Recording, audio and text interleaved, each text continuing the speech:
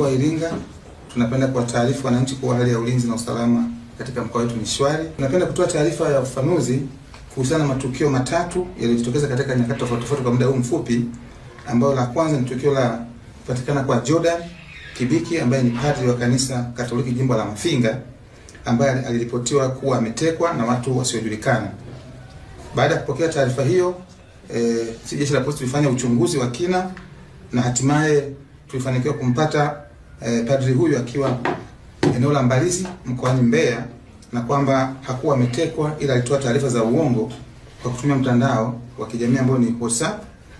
na alitoa taarifa hiyo akidai kuwa ametekwa na kupelekwa Mbeya kwa kutumia gari aina ya Toyota Alphard ambayo hakulitaja namba, lenye rangi nyeusi, na kwamba mmoja kati ya watu waliomteka